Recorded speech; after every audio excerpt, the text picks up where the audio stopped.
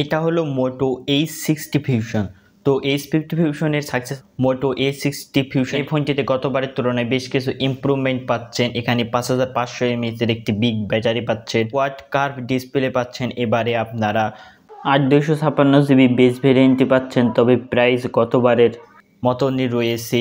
4K পর্যন্ত video shoot করতে পারবেন। তো এই ফোনটি ইন্ডিয়ান মার্কেটে 22,999 হয়েছে, যেটাকে বাংলা থেকে কনভার্ট করলে অ্যারাউন্ড 32-এর আশেপাশে হয়। তো এই ফোনটি এখন পর্যন্ত বাংলাদেশ মার্কেটে আসেনি, তবে যখন আসবে আনঅফিসিয়ালি আপনারা H50 ফিউশন যে দামে বাংলাদেশে পেয়েছিলেন 32, 33 বা 35 হাজারের ভিতরে, এই ফোনটিও এই বাজেটের ভিতরে পাবেন, এটা আশা করা যাচ্ছে। তো বন্ধুরা, আজকের এই ভিডিওতে আমরা এটাই জানার চেষ্টা করব যে H60 ফিউশন গতবারের তুলনায় কতটা ইমপ্রুভ করা হয়েছে, এবং গতবারে তো অনেক জনপ্রিয় হয়েছে, তো এবারেও কি এই ফোনটি অনেক জনপ্রিয় হবে, সকল কিছু জানবো আজকের এই ভিডিওতে। তো শুরুতে আমরা জানবো ফোনটির বক্স কন্টেন্ট। তো এখানে বক্স মোটোরোলা যেমনটা হয়ে থাকে তেমনটাই আপনারা দেখতে পাচ্ছেন। বক্সের ভিতরে আপনারা প্রথমে একটি স্মার্টফোন পেয়ে যাবেন, 68 ওয়াটের একটি চার্জার পাবেন, type C to type C cable, user manual, SIM ejector pin, এই কিছু পেয়ে যাবেন। তবে এখানে ব্যাক কভারটি ফোনটির বক্সের ভিতরে পাচ্ছেন না, যেটা মোটোরোলা বরাবর দিয়ে থাকে, ফোনের সাথে ব্যাক কভার লাগিয়ে দেয়, তো এবারে তারা দিচ্ছে না। তো অনেক ব্র্যান্ড তো এ বাজেটের ভিতরে চার্জার পর্যন্ত দিচ্ছে না। তো এই হলো মোটো H60 ফিউশন। তো ডিজাইনটা এখানে কম বেশি গতবারের মতনই রয়েছে দেখতে, যেটা আপনারা দেখেই বুঝতে পারছেন। ভিগেন লেদার ফিনিশের হলো ফোনটি মোট 3টি কালারে লঞ্চ করেছে ইন্ডিয়ান মার্কেটে, যে 3টি কালার আপনারা দেখতে পাচ্ছেন। ফোনটি চারিদিক দিয়ে কার্ভ হওয়ায় হাতে নিয়ে অনেক হালকা পাতলা ফিল হবে আপনাদের। ওয়েট 180 গ্রাম, থিকনেস 8.2 mm, এবং ফোনটি হালকা পাতলা ফিল হলেও খুবই শক্তপোক্ত। এখানে মোটোরোলা করেছে মিলিটারি গ্রেডের সার্টিফিকেট পাচ্ছেন, তার পাশাপাশি IP68, 69 এর মতন রেটিং পাচ্ছেন, যার ফলে পানিতে চুবিয়ে রাখলেও ফোনটি সুরক্ষিত থাকবে। পোর্টস এবং বাটনের ক্ষেত্রে 3.5 mm পাচ্ছেন না, বাদবাকি সকল কিছুই পাচ্ছেন। SIM tray, microphone, type C speaker, নিচের দিকে রাইট সাইডে আপনারা আরও একটি মাইক্রোফোন পাচ্ছেন এক্সট্রা, তো এটি ভালো বিষয় রয়েছে। পাওয়ার বাটন, ভলিউম রকার পাবেনই। উপরের থেকে ডলবি অ্যাটমস লেখা বড় করে, তার পাশাপাশি সেকেন্ডারি নয়েজ ক্যান্সেলেশন মাইক দেওয়া রয়েছে। আর এই ফোনটিতে আপনারা ন্যানো সিমের পাশাপাশি একটি মেমোরি কার্ডও ইউজ করতে পারবেন, তো এটি ভালো বিষয় রয়েছে। আপনারা তো বেস ভেরিয়েন্টে 8256 জিবির মতন বড় স্টোরেজ পাচ্ছেন, তার পাশাপাশি যদি মেমোরি ব্যবহার করতে চান তাহলে করতে পারবেন।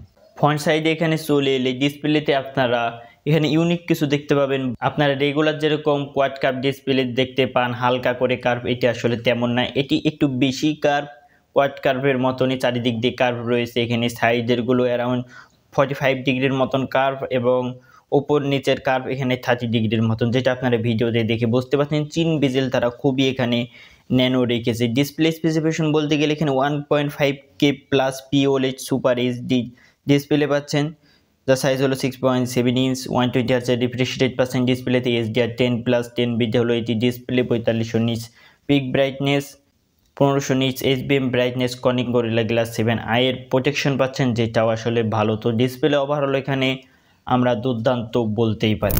পারফরমেন্স সাইজে চলে এলে এখানে আপনারা মিডিয়াটেক ডাইমেনসিটি 7400 এই চিপসেট পাচ্ছেন, যেটা হলো 4nm বেস, এবং এই চিপসেটটি এটাই হলো প্রথম ফোন, এর আন্তর্জাতিক স্কোর 7 লাখের আশেপাশে আসে। তো এটা H50 ফিউশনের থেকে কিছুটা বেটার আসে। তো আপনারা এই বাজেটের ভেতরে এই ফোনটি থেকে সেরা গেমিং পারফরমেন্স পাবেন না, তবে এখানে ওভারঅল সকল দিক দিয়ে এখানে ভালো পাবেন, এটা বলতেই পারি। এখানে বেশ কিছু AI ফিচার্সও পাচ্ছেন, তো সেইগুলো নিয়ে আমরা একটু পরে কথা বলবো। অ্যান্ড্রয়েড 15 পাচ্ছেন, যেখানে 3টা মেজর অ্যান্ড্রয়েড আপডেট তারা দিতে চেয়েছে। LPDDR4X হলো র্যামের টাইপ, UFS 2.2 হলো স্টোরেজ টাইপ, তো এখানে 3.1 হলে ভালো হতো। AI এর ক্ষেত্রে আপনারা এখানে pay attention, remember this, journal, তার পাশাপাশি গুগলের যে সকল AI ফিচার্স রয়েছে, সার্কেল টু সার্চ ইত্যাদি তো পেয়ে যাবেন। হ্যালো UI পাচ্ছেন, তো আসলেই হ্যালো UI বেস্ট। এখানে আপনারা মোটোরোলার যে ফ্যামিলি স্পেস বা আরও যে সকল ফিচার্সগুলো রয়েছে, স্মার্ট কানেক্ট ইত্যাদি সকল বিষয়গুলো পেয়ে যাচ্ছেন। ব্যাটারির ক্ষেত্রে 5500 mAh এর বিগ ব্যাটারি পাচ্ছেন, 68 ওয়াটের চার্জিং সাপোর্ট পাচ্ছেন। কানেক্টিভিটির ক্ষেত্রে 16 5G ব্যান্ড, Wi-Fi 6, ব্লুটুথ 5.4, তবে NFC পাচ্ছেন না। ক্যামেরাতে এখানে চলে এলে ব্যাক সাইডে 4টি ক্যামেরা এখানে কাট আউট দেখতে পেলেও এখানে দুটোই রয়েছে।